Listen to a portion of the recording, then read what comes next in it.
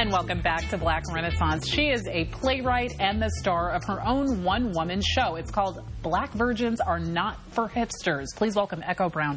Fascinating title, which we will get to very shortly. But first of all, let's take a look at a piece of your show. Black Virgins Are Not for Hipsters. Here it is. I remember when I was holding you in that hospital room, and I was looking at you. And you had this big old smile on your face. And I wanted you to keep that smile. That smile belonged to you.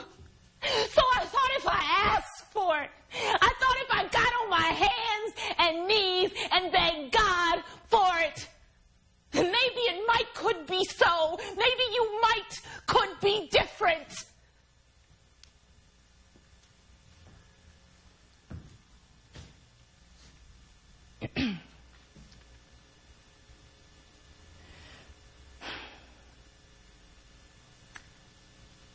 She wanted me to be different. She didn't want me to live through the same trauma that destroyed her life. But my mother and I are both daughters of trauma, multiple traumas. The trauma of being born black in a country that despises blackness. The trauma of being born female on a planet where femininity is practically a sin. And the trauma of having innocence taken from you. And how do you move on from lives like these? How do you recover? My mother and I both build great walls around ourselves to protect ourselves. We build fortresses, bunkers for the cold winter of being, coffins airtight for our bruised and battered hearts, and we build late into the night. Until our hands bleed, until our fingernails crack, we build and we build and we build. But we never give up.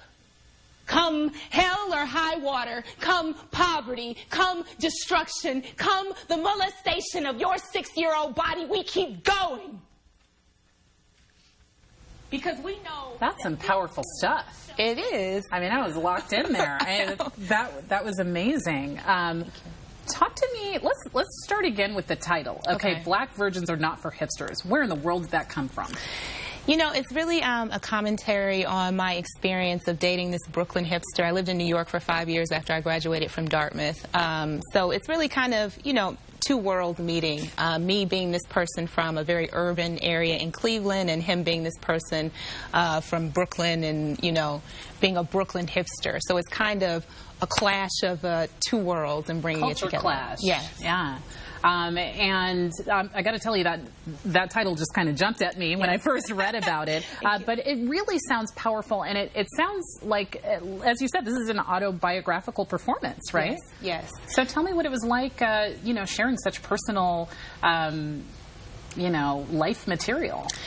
You know, in the beginning, it was very difficult because, especially as an artist, you're nervous that people are going to be critical of your work. And if it's autobiographical, that gives it another level of, like, this is really personal, this really means something to me.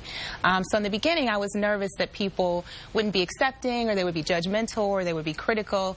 But it's actually been a great reception. People really love the show. People, they laugh, they have a good time, they're moved. So I haven't come up against that at all as much. It sounds very moving, but very vulnerable to put yourself out there like that. Yes. Now, the premise of this is what exactly? We have a character named Echo, like yourself. Yes. So Echo is preparing for her date with this hipster that she met on Craigslist. His name is Ryan. And the show basically follows the night as she prepares for this date. He's coming over, she's getting more nervous. And as she prepares for the date, it also looks at some of the more deeper parts of her life. So she looks at things that happened in her childhood. She looks at things that happened at Dartmouth when I was studying at the University of Copenhagen. So it kind of uses this experience to unpack all of these other personal experiences that I've had throughout my life that have to do with race and gender and sexuality and black womanhood and self-image and all these things. A little bit more than a date. She's kind of going on a montage through her life in preparation. Exactly. It sounds fascinating, and I heard that there was an interactive Beyonce dance tutorial somewhere in there. That alone is enough to get me out there. But tell us about that. Yeah, you know, I don't know know how you can make a modern-day story about black women and not have a Beyonce tutorial.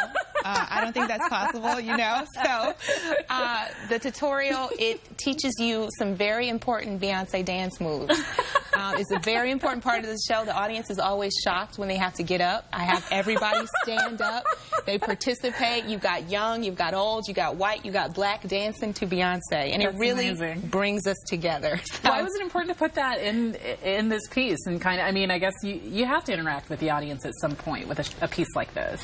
Yeah, it wasn't initially a part of the show, but through performing the show, it kind of got integrated and it grew, and people really love it. And I think what it does is it just kind of shakes things up. You know, it takes the audience from being just spectators, just kind of watching this performance, to actually participating. And I think that makes them feel more connected to me as a performer and more connected to the show. Okay, so you're going to do some Beyonce dance moves for us right now, right? She's like, absolutely no one not. told me about that. That's okay. We'll give you a pass on this one this time. But Okay. so you said the audience reaction has been really positive. You've got good feedback. I've read some great reviews as well. Yeah.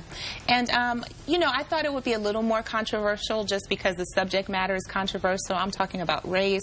I'm talking about what it means to be a black woman in modern-day America. But I think because the show is so personal, I'm not proselytizing. I'm not trying to change people's minds. People really, you know, connect to the personal aspect of it. And black women love the show. They come to the show in droves. They come from Oakland. I've had people come from Sacramento. They really feel a connection to it. You know, and finally being able to see a representation of themselves on stage is really powerful and really moving for a lot of people. That's very true. I mean, I think it is powerful to actually see yourself in some way in something that's coming to you in this very visceral, you know, passionate sort of way. Yes. So tell us, how long is the show running? Where is it playing at?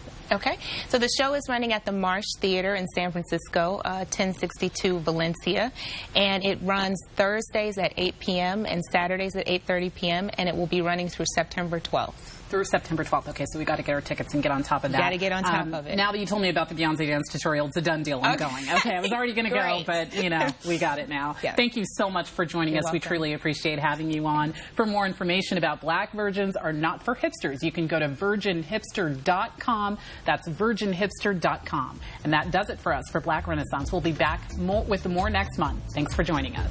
Well, thank you.